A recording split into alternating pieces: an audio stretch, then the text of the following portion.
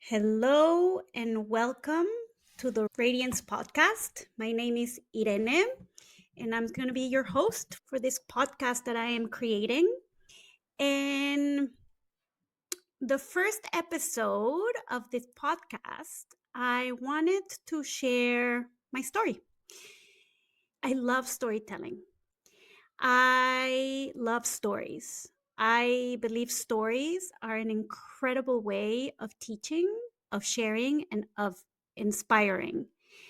I always love to hear my teachers' stories outside of like the formal teaching space. Every time they share a personal story of their life, it comes with an incredible gift and an incredible teaching of inspiration and of igniting something within me that creates a remembrance of like, oh my god, yes, I understand, I have this feeling, or this feeling of that's something that I would love to experience, like this inspiration. So a teacher, also in Sanskrit called a guru, means the one that gives light. So a guru, a teacher, ideally is someone that comes with wisdom to shine light into the shadows and to bring from the unconscious the gifts and treasures of your true nature, of your true being, of who you really are, your beauty, your wisdom. So a guru, a teacher, is not someone that's going to save you. They're not saviors. They're beings in this lifetime, in this realm or in other realms, that bring light. And this light is a remembrance of our true nature of who we are. So this is my intention for this first podcast, just to share a little bit of my story, to inspire you, and to share a little bit of my findings and what I've gone through to be able to sit here and to be where I am, which is an incredible place where I truly, truly have designed, co-created an amazing, beautiful life in harmony with nature and with powerful, powerful relationships in my life and incredible blessings. So my story begins in Mexico. I was born into a family of politicians on my father's side. I come from a powerful line of politicians. And this is important because politics is based on ethics. It's based on this understanding of being of service and of being generous with your resources to help others. That's ideally what politicians should be doing, serving their people. And I came with this teaching with a strong ethical background. But also, it came with a shadow because there were dark events that happened within my family connected to politics and mafia and dark realms of Mexico, where power became corrupted. So this was very much ingrained within myself, the concept of power in its light and in its shadow. And I think this is very important because my offerings and the community that I'm creating and the mentorship, the membership, my events, pilgrimage is very much about reclaiming our power as women. And I find that there's a misunderstanding of what power is because, like myself, I grew up in an environment where I saw power as something amazing, an incredible tool that we have to be of service. Like the more power you have, the more you can help people, the more you can give of yourself, the more inspiring you become, more magnetic, more resourceful, more abundant. But also, it came with the shadow aspect of power corrupts, power hurts people. Power can destroy, power can kill. And so in my lifetime, I've had to unearth a lot of these beliefs to reclaim my power, to reclaim the light of this power from my father lineage, which is very much about generosity and giving, of being of service. So here I am with that. And on my mother's side, I come from an incredible line of matriarchs, a tribe of women that nurture each other and are there for each other. And it's very loving and very tender and very soft, very caring. So those are my two lines of heritage: ethics and power, or power and ethics, and power and love. And so I didn't grow up with a very strong spiritual connection because both my parents didn't force us to go to church or to believe in anything. I was born into a Catholic family, but we were not really practitioners. And so my foundation was very much of becoming a good person, the best person that I could be, to be of service to others and to be a loving person. And so with that, I grew up in a very privileged, comfortable, luxurious life, actually. I grew up with horses, and I rode horses until I was 18. And I was actually an intercontinental champion at the end of my career. I won this amazing competition, which was like one of the highlights of my teenage years. And yeah, horses and that sport taught me a lot, again, about power, but also about power in sensitivity and power in merging with another sentient being to be in harmony so that you can achieve something together. So it gave me a lot of sensitivity to feel an animal, to feel the cadence, to become one with this other sentient being. It was an incredible experience, but also it taught me a lot of discipline. I had to go ride horses every day. And that taught me that if you put the right effort, you can achieve something incredible. Because I was the underdog in the horse community. I was the underdog. I was not the favorite. And so I had to work hard and put a lot of effort to achieve this championship, which was one of the most amazing experiences in my life. That being said, there was a lot of darkness in those environments as well, like competition. And not that competition is something bad, but it was, yeah, it didn't feel really good in my body until I learned that it wasn't about other people. It was more about how much can I push myself to learn my limits, to learn how much can I overcome my limits. So it was a competition with myself of how can I become a better writer. And so that taught me a lot. I loved being with horses. At the end, when I was 18, I went into med school. And so I had to choose between horses and school because you can only do so much. So I chose to go to university because actually there were people that were scouting me to train me for the Olympics and so on. But I felt like that cycle of my life was finished. So I went into med school.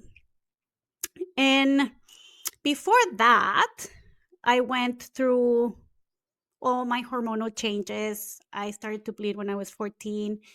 And since I was young, I always had difficult periods, very heavy, very painful. And my mom said that she always had those and that they stopped actually when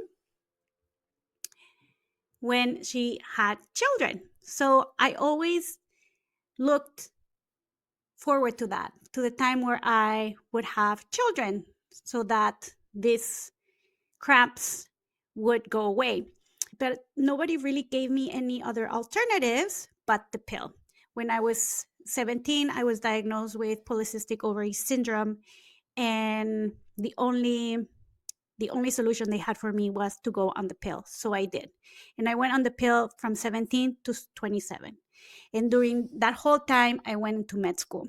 And med school, again, was an incredible experience and a horrible experience. It was an incredible experience because I met amazing people that are still people that I hold very, very, very close to my heart and that I'm still close to. Amazing, amazing colleagues, friends that we went through this experience together of becoming doctors. And going into med school at 17, because in Mexico you don't do pre-med, you just go right into it. So I was 18. You are faced with death right away. And death is a concept that has always been on my mind since I'm a little kid. It's always been something that I ponder about. So it doesn't surprise me that I chose this path. And so you're encountered with death and you are giving a cadaver to do dissections on your first trimester to study anatomy. And I remember that wasn't such a shocker. I actually loved anatomy. I aced anatomy. Nobody aces anatomy. Irene aced anatomy. And slowly, I started to move forward in my career. But it was when I started to do my rounds in the hospitals when I realized that this was not the path for me. I was good at the theory. I was good at studying because I love to study. I love to learn. If you're familiar with astrology, I am a Sagittarius rising, and Sagittarius are the eternal students. And I am a Capricorn sun. So I am very diligent with everything that I put my will into. And I have Gemini moon. So I love to study. I love data. I love information. I love to get into the specifics, into the nitty gritty. So the theory aspect was okay, but it was the practicum. When I started to go into the hospitals and see the reality of the medical system, how broken it was, how patients were not people, they were numbers. I remember we were doing rounds, and instead of saying, this is Miss blah, blah, blah, they would say, this is patient number 36. And I would just find that like extremely cold. And then during that time of exploring the different departments, realizing how much trauma, how much suffering, how much pain there is. And the medical system was not really doing a lot for chronic conditions. For acute conditions, the medical system is amazing. For surgeries, for trauma, physical trauma, for acute conditions is amazing. They save lives. We saved lives, right? But it was more like the chronic stuff that I was seeing redundancy and not a lot of solutions. And on top of that, I'm a very sensitive soul. So I was being affected by the pain of people, by the suffering of others. And I didn't have the tools and discernment of what was mine and what was there and what was theirs and how to move the energy. I didn't have any energy management practices. That I feel that with all healers, all healthcare practitioners, all doctors, they need to have a good energy management practice because they're dealing with heavy energies. You need to know how to cleanse. You need to know how to move. You need to know how to protect your energy. So then my way of coping with all of that stress, on top of that, I was drinking a lot of coffee. I was taking caffeine and aspirin to stay awake during the night to study. I was smoking a lot. I was drinking a lot. And I started partying.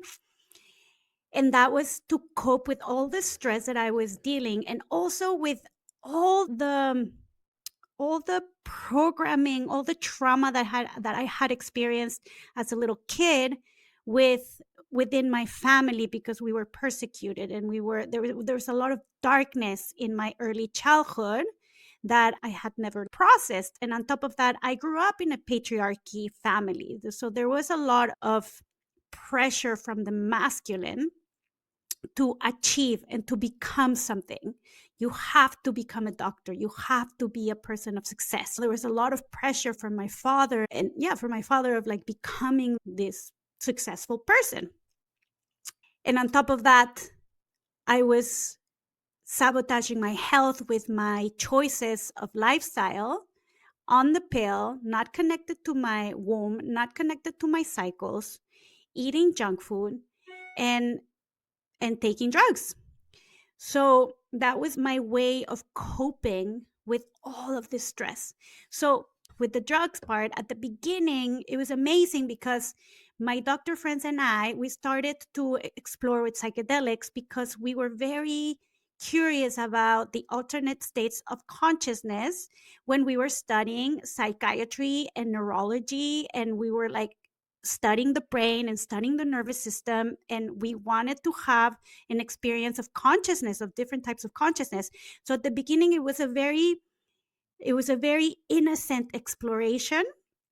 But when we felt what these substances could do, we were like, oh my God. So then we went full in, and we just started to party. And for me, it started to become an escape of my feelings, of what I was of what I was experiencing in the hospitals, and of my trauma from what I experienced in my early childhood. So then that continued until I realized that I couldn't do this anymore. I wasn't healthy. I was crying in the bathrooms in the hospitals because I couldn't cope with the stress and the pressure. So it was when I was doing my social service in Chiapas, in an indigenous community, that I was introduced to Reiki, to healing with hands-on energy. I was introduced to yoga and to acupuncture. Actually, there was a doctor in the clinic that was doing ear acupuncture to the patients, and I started seeing a local healer to work with local herbs to heal my menstrual cycles. And she started doing a little bit of therapy, and suddenly I started to see some shifts in my cycles. And so I was like, what is this? Reiki also was like, what is this? And also, like, when I went to raves and took MDMA or LSD or mushrooms, I became like a little shaman in the parties. I would go around and heal people, and I could sense perfectly well where the energy was stuck, what they needed, how to pull it out, what they needed to cultivate, how to reconnect them with spirit, with source, with their joy, with their light. And I was just like exploding people into the cosmos. And that also gave me this experience that there is more into healing than just the physical body. There's more to healing. Healing needs to be happening in the energetic body, in the mind, in the heart. And so when I was in my finishing med school in my social service, I made the decision that I wasn't going to continue that path. So the path to continue was to do a specialty in surgery or gynecology or pediatrics or whatnot. So I decided to come to Canada and study Chinese medicine. So I shifted my path completely. And this severed this expectation of my father of becoming the doctor in the family. So that was a huge choice for me. That was for me, not for anybody else. It was a choice made for me. And this is when I started to create a life making choices for me, for what's best for me, not for other people. And I believe true power comes from our choices, from having the agency of choosing for you, for what is in alignment with your purpose, with your highest self. And so when I came to Canada, I went to school in Vancouver in a Chinese medicine school. And when I was in school, I encountered my spiritual teachers here in Canada, which is hilarious because they both lived in Mexico at the time. One is Mexican, Carlos de Leon, my teacher, my main teacher for the past 17 years. And Gretchen Anderson, my shamanic teacher, mentor, friend, amazing woman. She saved my life. And she lived in Mexico. She's from the States, but she lived in Mexico for 35 years. And so she's been immersed with Mexican shamanism for all this time. So it was hilarious because I reconnected with my Mexican spiritual roots in Canada. And I started to dive deeply into the spiritual path with these two teachers and study shamanism and tantra and Buddhism. And then also Taoism and Qigong, energy management. Because in school, in Chinese medicine, they only teach you the theory.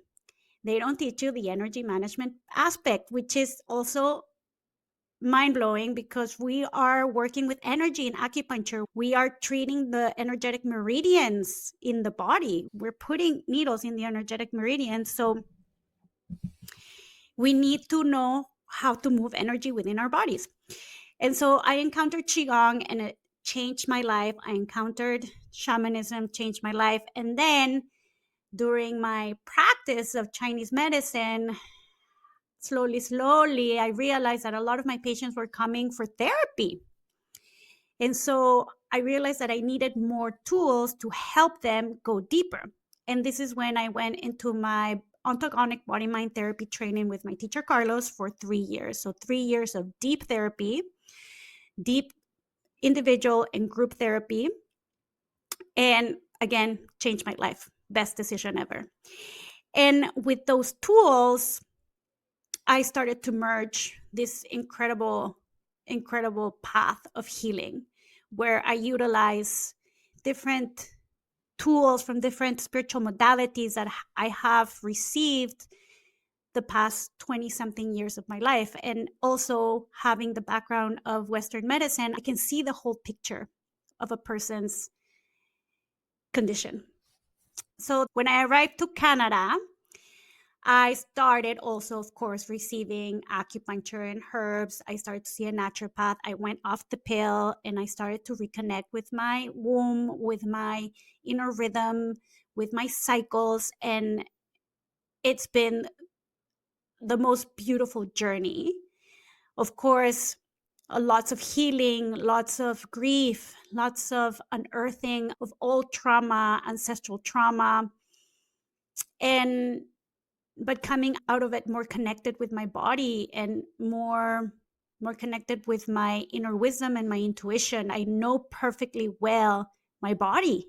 It's incredible. I can feel like this, how the energy moves inside my joints, inside my meridians. And it's an incredible experience to have that, to know that your body can heal to start, because then I healed my gut, I healed my womb, I healed my immune system, I became strong, I became grounded, empowered. And this is my wish for all women, for them to feel empowered in their health, empowered in their body, empowered in their wisdom, because we all are magical beings here with a specific gift and a specific purpose. And so for me, it is my career. It is to being of service. And I'm receiving this purpose, grandfather, from that lineage of generosity and being of purpose. And I want to pass it to other women. I want to pass this wisdom and light that I have acquired and that I have embodied. And what else? What else can I say about my story? I think another area of my life that is really important is that I'm a gypsy. I love to travel and I love nature. Nature is an incredible teacher, and it has been an incredible teacher in my path. It is in nature that I feel resourced and cleansed and connected. And with this connection with nature comes with the connection with the elements and the seasons and the cycles. And so I also love astrology. So I love nature in the earth medicine realm, but also in the cosmic medicine realms. I love working with the plants and the herbs and learning about the local medicines that are around. And I encourage you to do that. Like, just go around your neighborhood, and there's this app called Picture This, and you can take pictures, and it tells you the name of the plant. And that's an incredible way of starting to make relationships with the beings around you, which are trees and plants and flowers. And the first, like when you meet a person, you ask them, what is your name? So with plants, it's the same. If you know their name, you start to create a relationship. You start to know them. And this is something that I love, love, love, love to do. I love plants. I love nature. And then also I love astrology. And because it is a mirror of what's happening in our personal lives and also in the collective. So we can learn a lot from the stars. And I've learned a lot from the stars. I've learned a lot from nature, from the plants. And I love to travel, again, because it opens up this other world that goes beyond your little bubble of your everyday life. And I feel that sometimes we get too focused on the day to day, and we are creatures of habit. And it's important to break those habits to learn and to grow. Neuroplasticity happens when we do something new. And so I am always doing something new and exploring and adventuring. And that's part of my makeup, is to go and explore locally and internationally. So I've created beautiful connections all over the world. I see myself weaving this web of light and love interplanetarily. Yes, with other planets as well. Why not? Let's go cosmic, but within the planet, with people all over the world. And very, very grateful for this life, for this body, and for my family. I grew up also with 5 incredible cousins on my father's side that are like my sisters, and with a tribe of like 100 in my mother's side. So I think this is also important to mention, that because of that, I've always have had this sense of belonging. And I don't take that for granted, because I've seen in my lifetime how many people suffer from a lack of connection to their family and to the land, because they lack a sense of belonging. And I don't take that for granted, because I feel at home anywhere I am. I feel at home in my body. I feel at home anywhere in the world, because we are home. We are always home. We belong. You belong. You are here for a reason. You're a magical being. We are all divine beings. We are all divine cosmic beings having a human experience. I truly believe that as we heal ourselves, we heal the collective. And I'm here for that. I'm here to help you heal, to heal myself first, and to help heal whoever wants to be healed, whoever is ready to move forward and to evolve and to grow. I am here to support that journey in the best way that I can. And I'm here also to play and to have fun, to explore, to weave magic, to co-create, to love, to dance, to fuck, to do all the beautiful things that we come to do here as human beings. And thank you for listening. This is my story. Of course, there is so much more, but let's finish with that. Currently, I live in beautiful Canada, beautiful British Columbia. And let's leave it with that. Thank you for listening. And welcome to this podcast. Welcome to this community. If you want to join a beautiful community of women that are in the path of illumination and liberation, I hope to see you here. Okay. Many blessings. Ciao for now.